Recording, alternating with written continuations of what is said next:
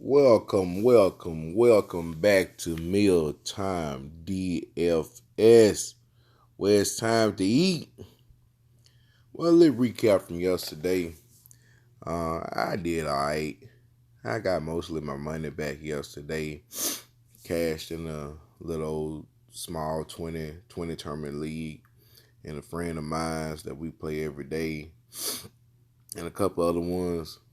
But let me get going on that top five that I was telling her about yesterday.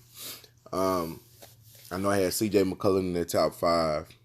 He got your average price of what I said yesterday. Said throw in Miles Bridges. He's going over value. He still got your 6 times the value yesterday, even at 7,400.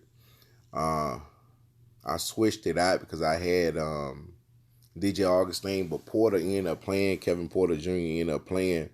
So I ended up switching my lineup and going to get Kevin Porter Jr. and putting him in and getting Greek the Freak brother.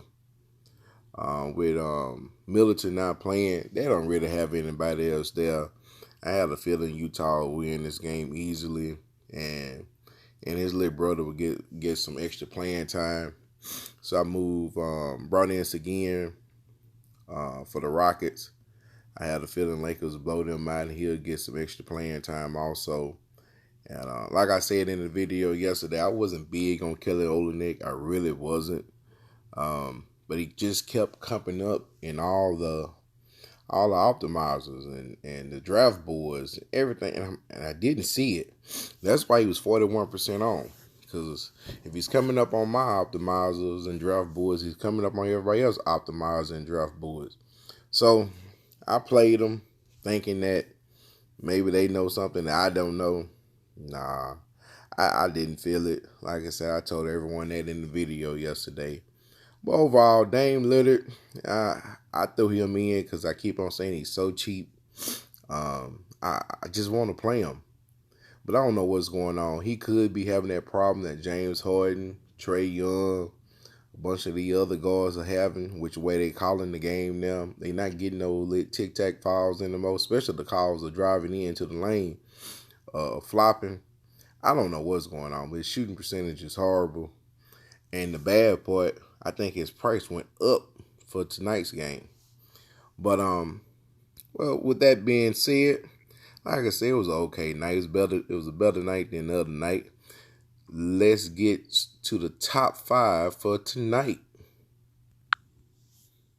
Oh yeah, I forgot to talk about Nurkic. He did his thing too, but for some strange reason, he's still only getting. How many minutes did Nurkic play yesterday? Nurkic played what? Yeah, he played only 26 minutes. In 26 minutes, he put 37.5 fantasy points.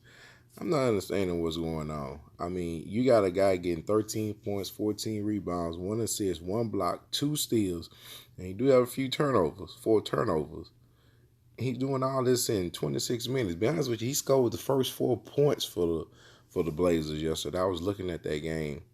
Since it was late game, I'm flipping back and forth through the Astros and the Blazers and pissed off at the Texans, waiting for the Rockets to come on. Sunday is a rough day for me. But we not gonna have Nurkic in this lineup tonight because I'm still tripping on his playing time, especially on the back-to-back. But I guess we can call this the big man lineup. I'm not gonna give you any guards. I will give you one guard, but I'm not gonna give you any guards on this. I'm gonna give you all big men. Starting off with Scotty Barnes, there's not really much to be said. Scotty Barnes been going over value every single night practically. So at the beginning of the season against Chicago. Make me nervous about Chicago because I got somebody else playing Chicago. But, I mean, he's been doing this thing. He actually have been doing this thing, with the 8.9 rebounds, 2 point assists. And the one thing that stood out more than anything to me for him is that he's doing all this with relative ease against some nice opponents on top of that. So, I kind of really like Scotty Barnes again. Then we got John Collins and Montreal Hall. We running that back just from a couple days ago. And I'm not going to go into detail because you can all go look. They just played each other. Montreal and John Collins went off. I remember saying in the video, just throw John Collins in. High tempo game. He shouldn't get in foul trouble. I'm going to say the same thing about John Collins and Montreal Hall on both. High tempo game. They shouldn't get in foul trouble. I just don't like to run back games that have been played that close. Good coaches know how to slow things down after they got tape and film on these players. They really do. But we'll see. We'll see. I'm gonna give you two other lineups. I'm gonna give you one other lineup without John Collins and Montreal Hall strictly because of that. Because I'm leery. But going down to the rookie, I'm gonna say it again. I think the Rockets drafted the wrong player. I think they should have took Evan Mobley. This guy, I really like him. He's on the thumbnail of this video. I mean, it's not too much I can't say about him. The guy his price is 600-700. He's playing Charlotte. We know Charlotte can't stop big men. It's going to be an up-tempo game. They're going to need him to run up and down the floor. And look at this one stat I seen. His last 3 games, he has not had a turnover. Not only do he get you steals, he get you blocks, he get you assists. And we know as a big man, he's going to get you rebounds. You know, he'll figure out how to get those rebounds up. I mean, the last game, he did screw over people with 2 points. But he was 1 for 6 from the field. And he probably stopped shooting the ball after missing so many as being a rookie. But don't take that. Get back on the bandwagon. I think I'm going to have Evan Mobley in practically all my lineups. Then old big Al Horford. Like I said, this is the big man lineup. Old Al Horford. I mean, I have not jumped on the bandwagon. And I'm jumping on late at a higher price. That's what I don't like. But Al, strangely, Al is averaging 3.8 blocks a game. Well, I don't know when Al started being able to play defense. Al is averaging almost 4 blocks a game. He getting 1.3 steals and averaging less than 1 turnover. With him shooting the ball practically 12 times a game. I mean, it's hard to pass him up. He getting too many peripherals off of this. He getting the rebounds. He getting assists. He even getting the blocks. So it's hard to pass him up. I understand why his price went up. I definitely do understand.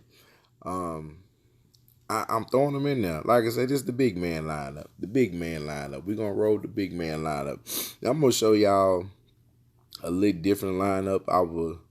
I like also. I'm not big on running, too many different lineups.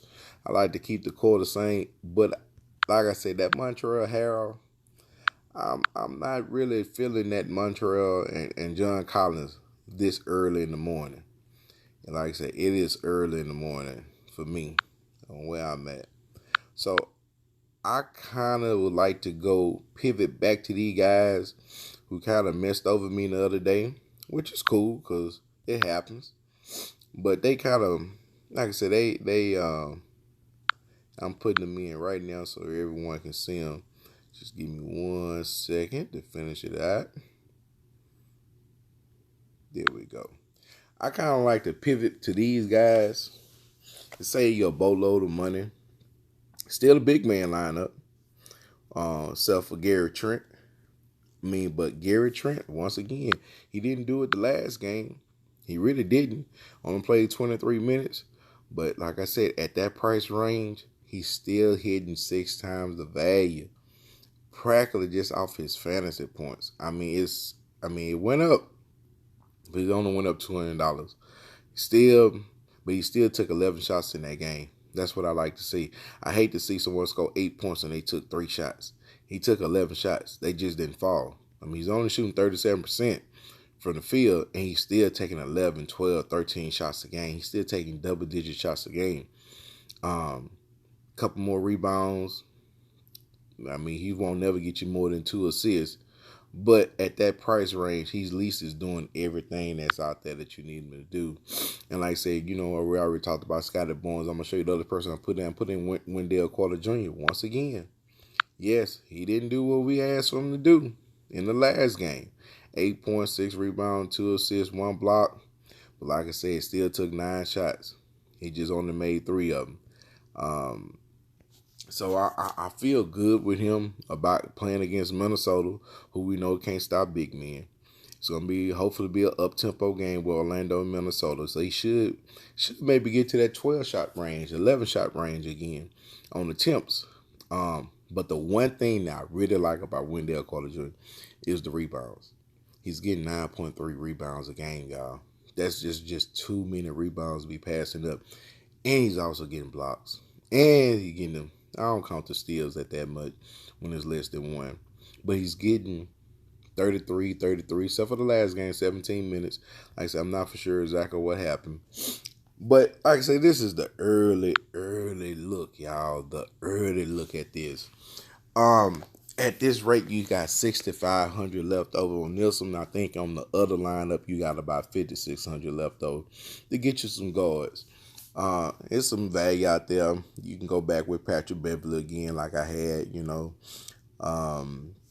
was somebody else I said I like on the guard position.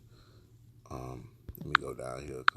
Desmond Bain. You can go back to Desmond Bain.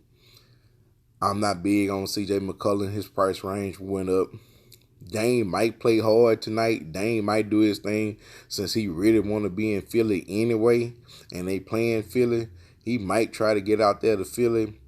Karis LeVert might come back today. Keep an eye on that, but I don't know. I'm leery about him because he had a fractured back, so he might be on restrictions even though he coming back today. It was one cheap guard. I forgot who. Eric Bledsoe. That's who it was. Eric Bledsoe. I'm going to throw him out there just for y'all to keep an eye on. He dropped $1,000, y'all. $1,000. He's $4,700. He's too low now to not to pass up. I mean, like I said, I'm giving you a whole lot of options tonight to see and play. And yes, he didn't do his thing, but he was 1 for 6, 2 for 7, 2 for 8. Horrible.